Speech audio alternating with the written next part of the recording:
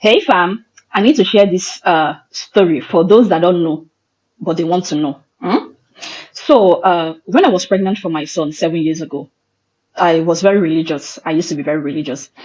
I was reading the Bible, Genesis, and I read about the sons of Judah. And I decided that I'm going to name my son one of the names from that particular event. And when I gave birth to him, I gave him the Igbo name and I gave him the English name from the Bible. And funny enough, his Igbo name is Zikori Ife as in light.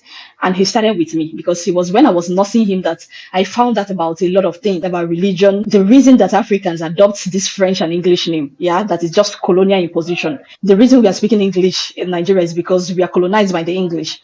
So I was so ashamed that I have to give my son such a name, and I decided to correct the mistake. I started correcting the mistake from the time I enrolled him in school. And then they started asking me, because I did not put that English name. I just gave them the Igbo name, the surname, the both name are Igbo. And they were like, why is it that he doesn't have an English name? Oh, a fine boy like this doesn't have an English name. To see the stupidity, the level of our muism. And I told them that he's not an English person. That's why he doesn't have an English name. And they told me that the commissioner of education, they were just coming up with a lot of bull crap that there must be a middle name. I told them that his Igbo name is long enough. They can actually separate it. Zikora, first name, Ife, middle name, then the surname. And that was how we settled it. I made an identity for him when he was a baby. I think he was 7 months then. I made this identity for him. I told myself that I'm going to correct that mistake in that identity because I can't let my son grow up to see such a foolishness and ignorance from a person that is supposed to know better, the mother. The other day I went to the office to get a new identity for him. I didn't tell them that he already have one because I don't want to like start going through all those process of change of name and all that. Yeah. After all, he did it when he was a baby. Wrong. They didn't really capture biometrics. All I had to do is just to do NIN, then do a fresh one for him. Now, funny enough, when I started making this identity for him, one of the officers that were making it asked me a question. Why is it that your son don't have English name? And I answered, he's not an Englishman. That's why he doesn't have an English name. So he started telling me, but it's not good. What if you cannot pronounce the name because he's not an Igbo man? What of people that can't pronounce the name? And I told him that the Russians, when they're naming their people, they don't give a bloody fuck about you pronouncing the name or if you can't pronounce it. They just name their people. It is we that care so much about it. Started telling me that, oh no, that's not good. That when he wanted to enroll his kids in school, in missionary school, Catholic school, then the sister there told him that he cannot give the children his surname. For instance, this man, I will not mention his name, but let me use an instance. Let's say he's answering Okechukwu Njoku. And his children are Shioma Njoku, Ifeanyi Njoku, and the rest of them. The sister said they cannot bear Njoku.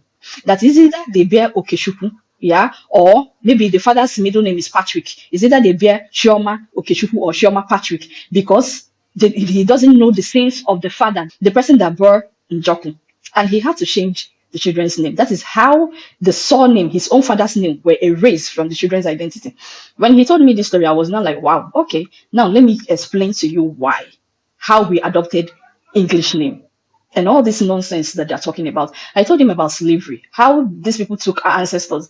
They could not pronounce their names, so they started changing their names. And another thing is that every slave owner, yeah, will have to name his own slave according to, because they need to identify who you belong to. If it's Harry, all the slaves are going to answer Harrison as their surname. It means that this ones belongs to Harry. Do you understand? So I explained all those things, and I made him to understand that these people that are telling you to change name because of the sins of the ancestors, did they actually tell you the truth that all the descendants of slave owners, they're still bearing the names of their ancestors? They never change any of the names. That in our today's world, the descendants of people, Melalo, descendants of the slave owners and people that plunder by a lot of people, their children are still the one in control of this world. There is nothing like the sins of the father. They still honor their ancestors. All this one that we are talking in Africa, they don't give a bloody F. They honor their ancestors to the fullest. In fact, they appreciate them and understand that it is because of them that they have the land that they call their own today. Do you understand? Like I said, the descendants of Ndiocha Melalu are still the ones that are in control of our world today. But they lie to you and they tell you that the sins of your father, the sins of your ancestors is why you are where you are. That's a lie. So after I explained this thing to this man, he was like, wow, man, you have given me something to think about. In fact, in that same ministry, up to 4 people asked me the same question. Why is it that your son don't have an English name? And this is elderly people that are supposed to know better. Now you need to understand the reason why you do the things you do. I told them that name is someone's identity. It's name that will link you to your roots. The reason why so many of the African Americans now, they are going through a lot to trace their roots is because the names of their ancestors were completely erased. So they cannot trace their way back home. Your name is your identity. Afagi Efukwana. Uphold your name, uphold your